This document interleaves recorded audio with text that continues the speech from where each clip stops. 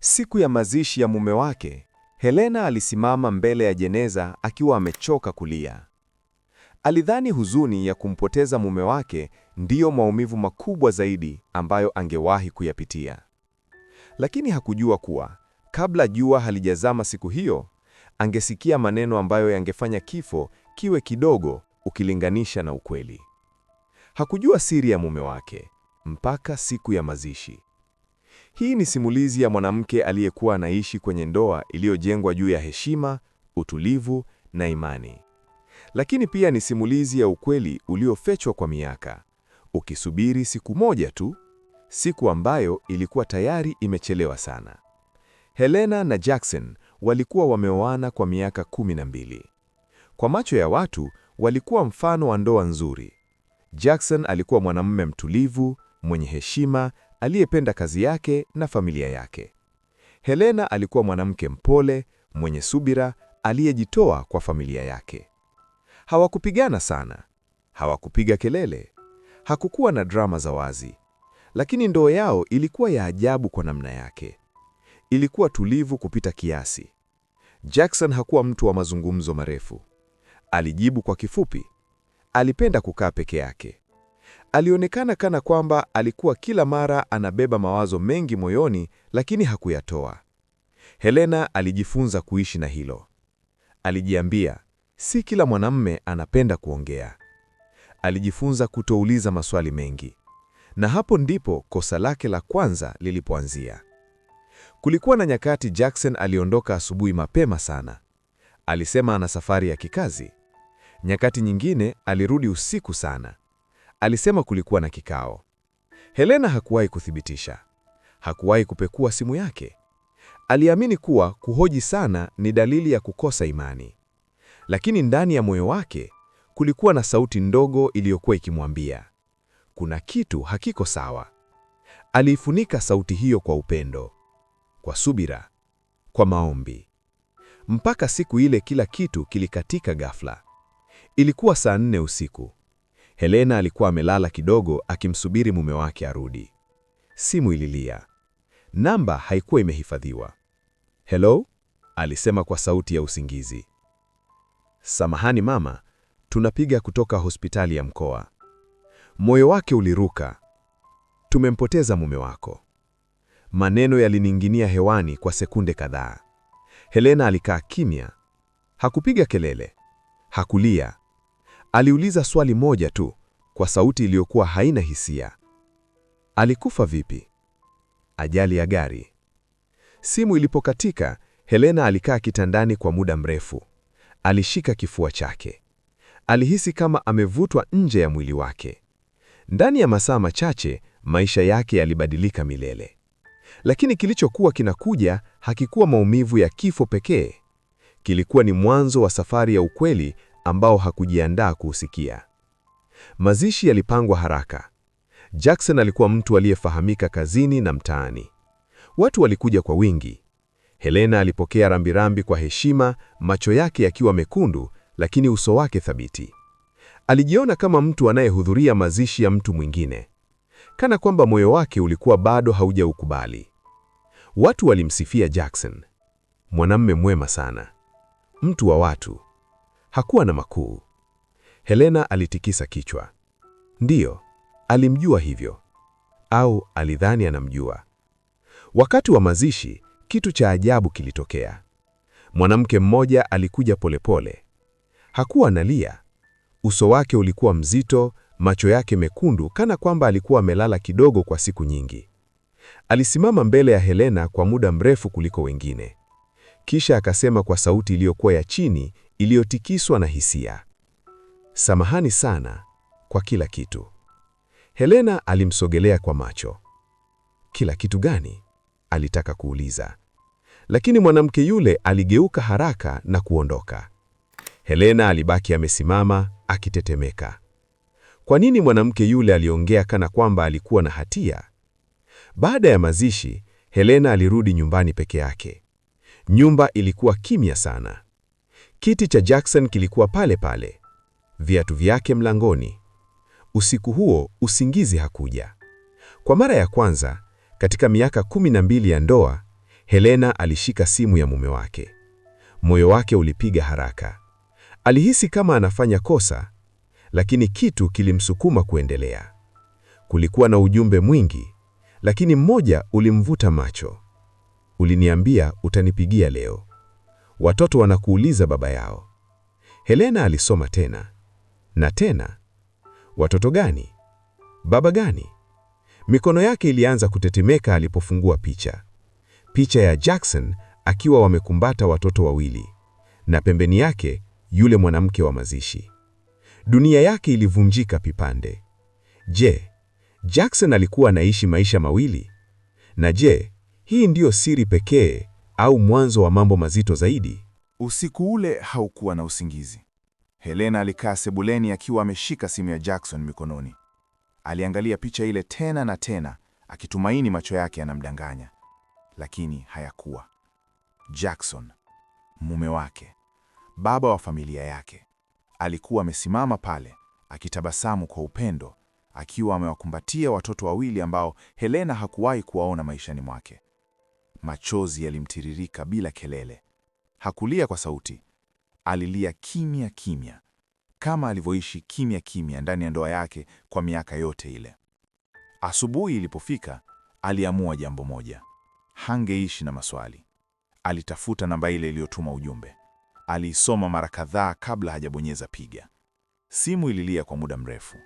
Alikaribia kukata. Kisha ikapokelewa. Hello? Sauti ya mwanamke ilisikika. Helena alinyamaza kwa sekunde chache. Moyo wake ulikuwa unapiga haraka sana kiasi kwamba alihisi sauti yake ingetoka ikitetemeka. Mimi ni Helena, alisema hatimaye. Nilikuwa mke wa Jackson. Kulikuwa na kimya kizito upande wa pili. Kisha mwanamke yule akasema kwa sauti ya chini iliyochoka, nimekuwa nikijua siku hii itafika. Maneno yale yalimpiga Helena kama radi. Walikutana jioni ile ile kwenye mgahawa mdogo pembeni ya barabara. Helena alifika mapema. Mikono yake ilikuwa baridi licha ya joto. Mwanamke yule alipofika, Helena alimkumbuka mara moja. Ndio yule yule wa mazishini. Jina langu ni Rehema, alisema. Nimekuwa na Jackson kwa miaka 7. Helena alihisi kama hewa imemtoka mwilini. Miaka 7, zaidi ya nusu ya muda wa ndoa yake. Rehema aliendelea kuzungumza, macho yake yakitazama chini. Nilijua na mke, nilijua na familia. Alisema ndoa yenu ilikuwa imekufa, mlikaa pamoja kwa sababu ya jamii tu. Helena alitaka kupiga kelele, lakini alikaa kimya. Kuhusu watoto? Rehema alisita. Ni wake, wawili. Helena alifumba macho. Je, Helena angewezaje kuishi akijua mume wake alikuwa baba wa watoto wengine kwa miaka yote hiyo? Lakini bado haikuwa mwisho. Rehema alitoa bahasha ndogo kutoka kwenye mkoba wake. Jackson alinipa hii, alisema. Aliniambia nikikukuta nikukabidhi. Helena aliifungua kwa mikono inayotetemeka. Ndani kulikuwa na barua. Ilikuwa imeandikwa kwa maandishi ya Jackson. Helena, kama unasoma hii, basi ina maana nimekufa kabla sijapata ujasiri wa kukuambia ukweli. Nimekosea sana. Nimeishi maisha mawili kwa hofu ya kukupoteza na kwa woga wa kuharibu taswira niliyojijengea. Sikuwahi kukuacha kukupenda, lakini nilikosa ujasiri wa kuwa mkweli. Najua msamaha wangu umechelewa. Helena hakuweza kuendelea kusoma. Machozi yalikuwa yanadondoka juu ya karatasi. Lakini chini ya barua kulikuwa na kitu kingine. Hati ya benki. Jackson alikuwa ameacha account maalum ikiwa imeandikwa kwa jina la watoto wa Rehema. Helena alihisi tumbo lake linajikunja. Je, Jackson alikuwa amepanga kila kitu kimya kimya? Na je, Helena alikuwa ameishi maisha ya uongo hata kifedha? Alirudi nyumbani akiwa amechoka kuliko siku ya mazishi. Kila kona ya nyumba ilionekana kuwa na siri. Kila kitu kilichokuwa cha Jackson kilianza kumtisha. Usiku huo alifungua drawer ambayo hakuwahi kuifungua kabla. Ndani kulikuwa na nyaraka zaidi.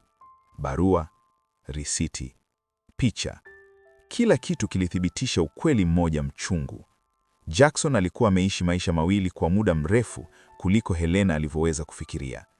Helena alikaa sakafuni akijishika kichwa. Aliumia, alikasirika, lakini zaidi ya yote alihisi kudharauliwa kwa sababu hakupewa nafasi ya kuchagua. Lakini swali kubwa bado halijajibiwa. Je, Helena angefanya nini na ukweli huu? Na je, siri ya mwisho ya Jackson ilikuwa bado haijafunuliwa? Siku zilizofuata zilikuwa nzito kuliko mazishi yenyewe. Helena hakuwa tena analia sana. Badala yake, alikuwa amenyamaza. Ukimya wa mtu ambaye amechoka hata kuumia.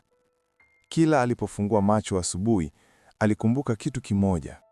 Mume wake hakuwa yule aliyedhani. Alitembea ndani ya nyumba kama mgeni.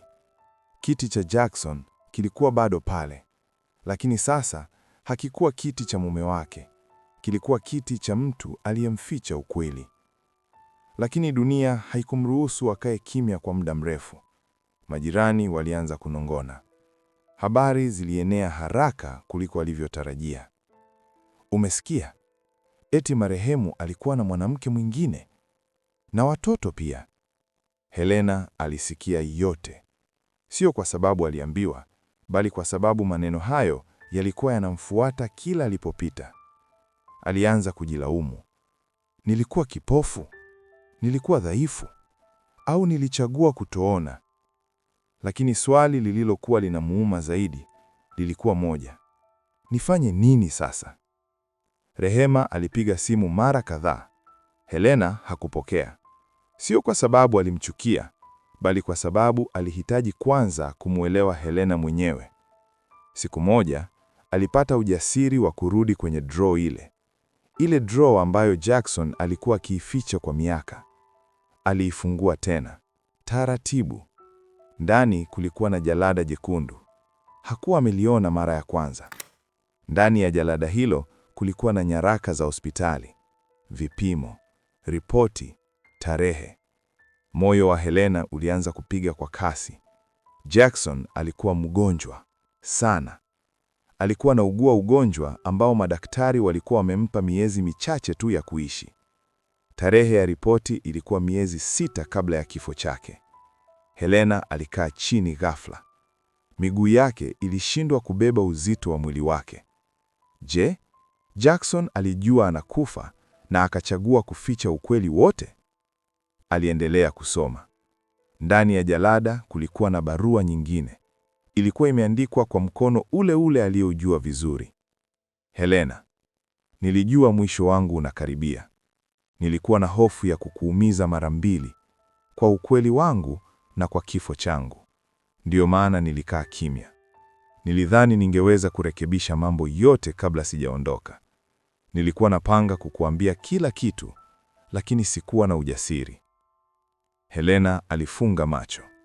Machozi yalimtiririka tena, lakini safari hii yalikuwa tofauti. Hayakuwa machozi ya mshtuko, yalikuwa machozi ya uchovu.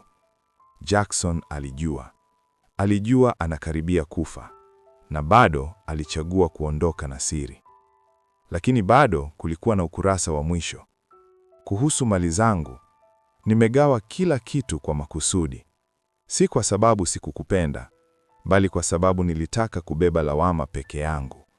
Natamani ungeweza kunisamehe, hata kama sitakuwepo kuomba msamaha. Helena alifunga jalada pole pole. Sasa alielewa kila kitu. Safari nyingi, ukame wa kihisia, ukimya wa mwisho wa Jackson. Lakini kuelewa hakuondoa maumivu. Je, Helena angesamehe au angesimama imara na kuchagua maisha mapya bila kivuli cha Jackson? Siku iliyofuata alikutana na Rehema tena. Rehema alionekana mchovu. Watoto walikuwa wamebaki nyumbani.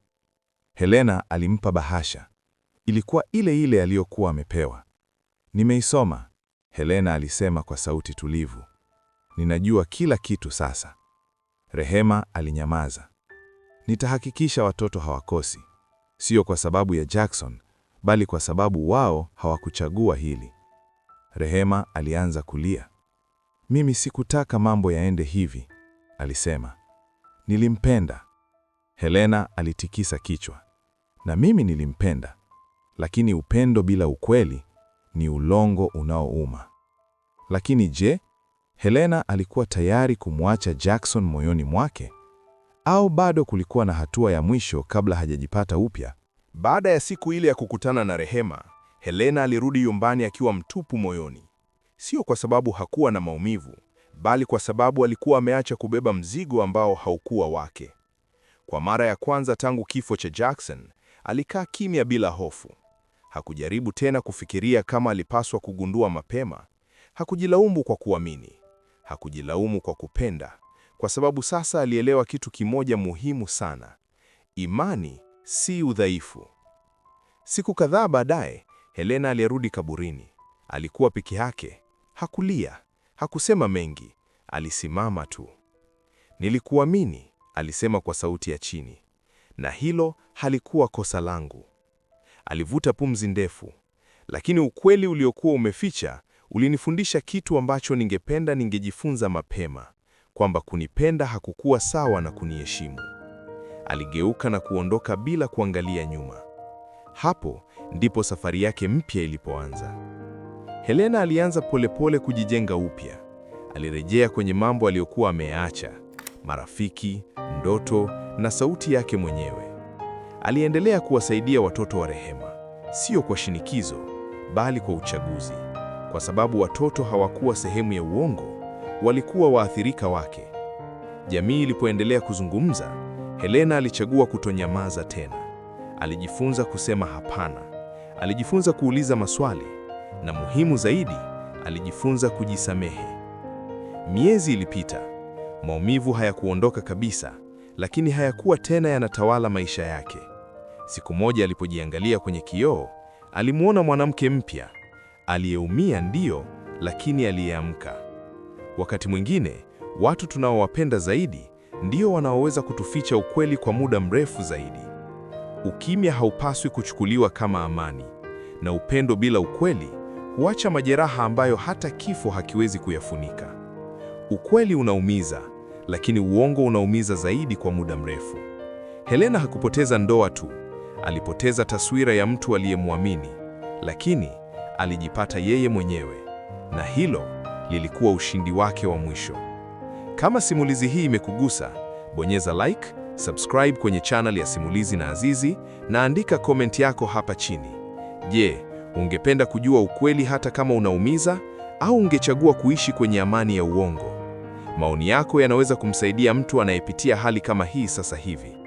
Usisahau, simulizi mpya za kugusa moyo ni kila wiki hapa hapa kwenye Simulizi na Azizi.